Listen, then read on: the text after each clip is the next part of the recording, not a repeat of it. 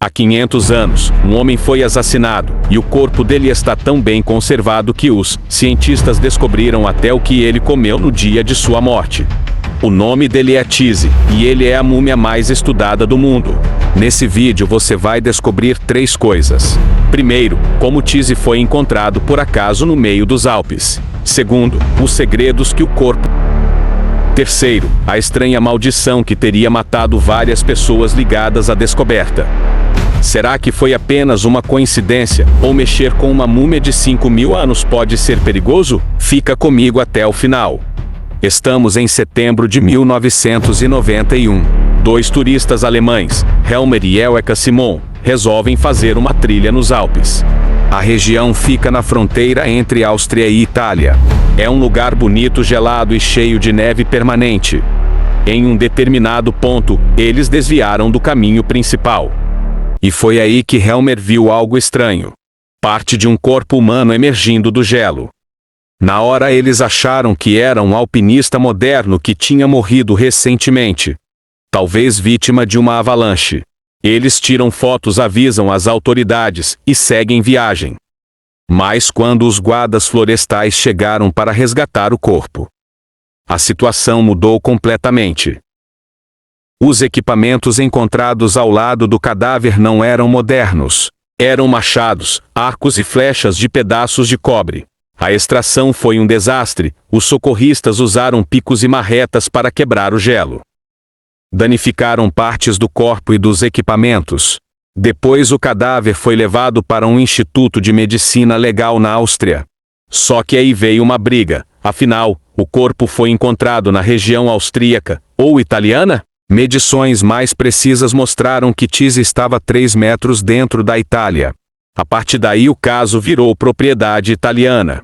E foi quando os cientistas começaram a entender que aquilo não era um simples alpinista morto, era algo muito, muito mais antigo. Os exames de datação de carbono 14 deram um número que chocou o mundo, 3.300 a.C. Isto significa que Tizi viveu mais de 5.000 anos atrás. Para você ter uma ideia, ele é mais antigo que as pirâmides do Egito, mais antigo que Stonehenge. Ele é uma cápsula do tempo humana. Mas quem era esse homem? Os cientistas conseguiram reconstruir até a aparência dele. Tizi tinha 1,60 m de altura, pesava cerca de 50 quilos, tinha 45 anos de idade quando morreu, o que para a idade do cobre era uma idade avançada. Seus olhos eram castanhos, seu cabelo era escuro e cacheado, ele tinha barba por fazer. Mas o que realmente chamou a atenção foram as tatuagens. Tizi tem 61 marcas no corpo, são pontos e linhas feitos com carvão moído. E o mais impressionante, essas tatuagens estão exatamente sobre pontos de acupuntura usados hoje, para tratar dores nas costas e nas articulações. Coincidência, ou Tizi estava fazendo um tratamento médico há 2.000 anos antes da acupuntura ser documentada na China. Os cientistas examinaram os ossos e descobriram que Tizi sofria de artrite, problemas na coluna e até vermes intestinais. Ele provavelmente usava as tatuagens como um tratamento primitivo de alívio das dores. Os cientistas conseguiram descobrir até sua última refeição. Tizi comeu carne de cabra montês, grãos de trigo e uma planta tóxica chamada póliporo. Os pesquisadores acreditam que ele usou essa planta como remédio. Ela tem propriedades antibacterianas e era usada na antiguidade como um antibiótico natural.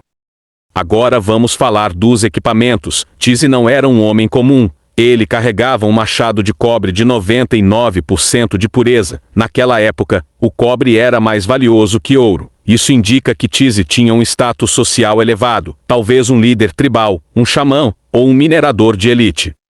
Ele também tinha um arco inacabado de teixo, flechas de viburno e uma mochila de madeira e couro. E algo curioso, 2 bolas de bétula. Estudos recentes mostraram que a bétula contém ácido betulínico, que age como antibiótico. Ou seja, Tizi era um sujeito preparado, ele sabia usar as plantas para se curar.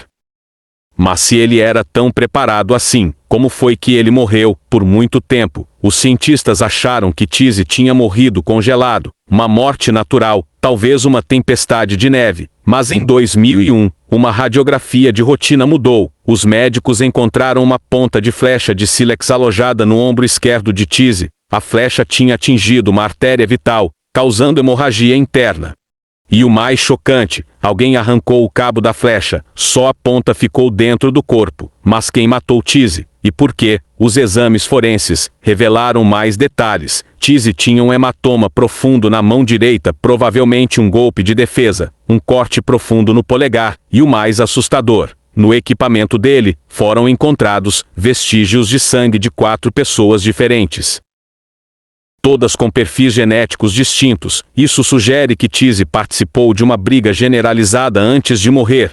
Talvez ele tenha matado ou ferido 3 pessoas antes de ser atingido pela flechada fatal. Mas quem atirou? Existem 3 teorias principais. Teoria 1. Tizzy era um xamã. Ele tinha conhecimentos de medicina e rituais. Talvez tenha sido morto por rivais religiosos. Teoria 2. Tizzy era um líder tribal. O machado de cobre prova que ele tinha poder. E onde há poder, há disputas. Teoria 3. Tizzy era um minerador de cobre. Ele carregava material valioso. Pode ter sido emboscado por ladrões ou por um grupo rival. A hipótese mais aceita hoje é a seguinte: Tizzy foi morto por alguém do próprio grupo. Uma execução, ou uma briga que subiu de tom. O fato de a flecha ter vindo por trás e de baixo para cima indica que o atirador estava em uma posição elevada, uma emboscada. Tizzy conseguiu andar alguns metros depois de ser atingido. Ele se sentou, arrancou o cabo da flecha, mas não teve tempo de fazer mais nada. O gelo fez o resto. Seu corpo foi coberto pela neve e permaneceu congelado por 52 séculos. Mas aí vem a parte mais estranha de toda essa história. Depois que Tizzy foi desenterrado, coisas bizarras começaram a acontecer. Você já ouviu falar da maldição do faraó Tutancâmon? Pois bem, Tizzy tem a sua própria versão. Vários envolvidos na descoberta e no estudo do corpo morreram em circunstâncias estranhas. O primeiro foi o Enoch, o legista que tocou o corpo de Tizzy com as próprias mãos. Ele morreu em um acidente de carro. Poucos anos depois, o segundo foi Fritz, o guia de montanha que ajudou na extração. Ele morreu em uma avalanche, a única avalanche da temporada naquela região. O terceiro foi Helmut Simon, o turista que descobriu Tizzy. Em 2004, ele foi fazer trilha novamente nos Alpes e simplesmente desapareceu. O corpo dele foi encontrado dias depois. Ele caiu de um penhasco. Coincidência demais, não acha? Além deles, um jornalista que fez um documentário sobre Tizzy morreu de tumor cerebral. O fotógrafo que registrou o corpo também morreu prematuramente. Ao todo, são 7 mortes associadas à maldição de Tizzy.